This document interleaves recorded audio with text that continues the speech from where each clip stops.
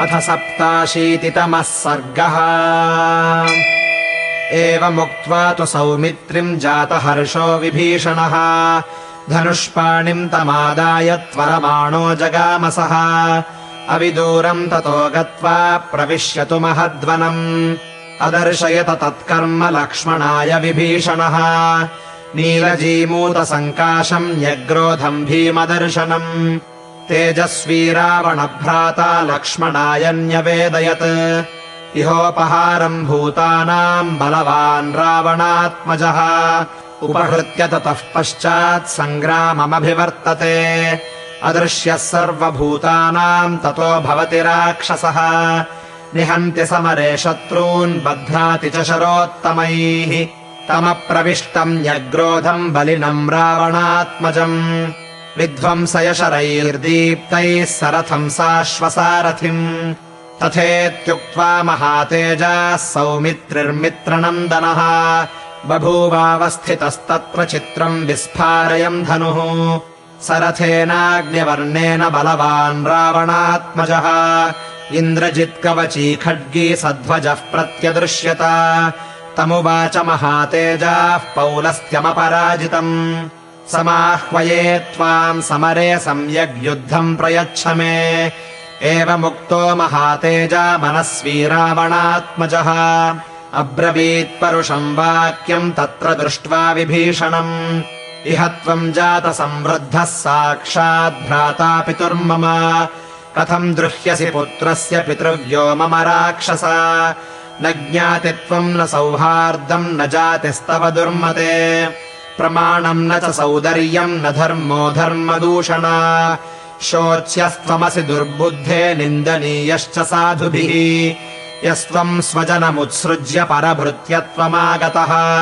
नैतच्छिथिलया बुद्ध्या त्वम् वेत्सि महदन्तरम् क्व च स्वजनसंवासः क्व च नीचपराश्रयः। गुणवान् वा परजनः स्वजनो निर्गुणोऽपि वा निर्गुणः स्वजनः श्रेयान्यः परः पर एव सः। यस्वपक्षम् परित्यज्य परपक्षम् निषेवते स स्वपक्षे क्षयम् याते पश्चात्तैरेव हन्यते। निरनुक्रोशता चेयम् यादृशी ते निशाचरा स्वजनेन त्वया शक्यम् पौरुषम् रावणानुजा। इत्युक्तो भ्रातृपुत्रेण प्रत्युवाच विभीषणः अजानन्निव मच्छीलम् किम् राक्षस विकत्थसे।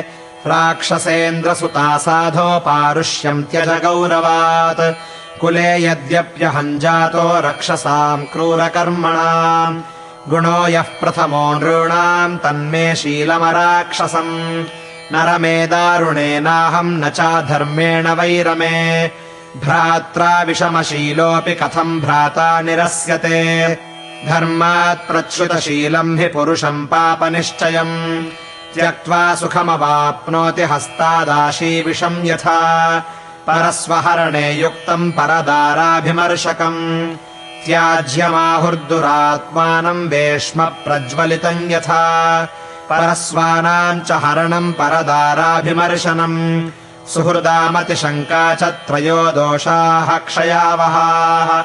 महर्षीणाम् वधो घोरः सर्वदेवैश्च विग्रहः अभिमानश्च रोषश्च वैरत्वम् प्रतिकूलता।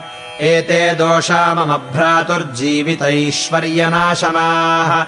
गुणान् प्रच्छादयामासुः पर्वतानिवतो यदाः दोषैरेतैः परित्यक्तो मया भ्राता पिता तव। नेयमस्ति पुरी लङ्का न च त्वम् न च ते पिता। अतिमानश्च बालश्च दुर्विनीतश्च राक्षस बद्धस्त्वम् कालपाशेन ब्रूहि माम् यद्यदिच्छसि। अद्येह व्यसनम् प्राप्तम् यन्माम् परुषमुक्तवान् प्रवेष्टुम् न त्वया शक्यम् न्यग्रोधम् राक्षसाधमा।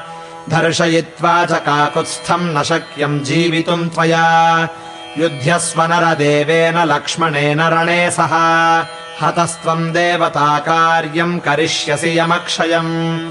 निदर्शयस्वात्मबलम् समुद्यतम् कुरुष्व सर्वायुधसायकव्ययम्। न लक्ष्मणस्यैत्यहि बाणगोचरम् त्वमद्य जीवन् स बलो गमिष्यसि।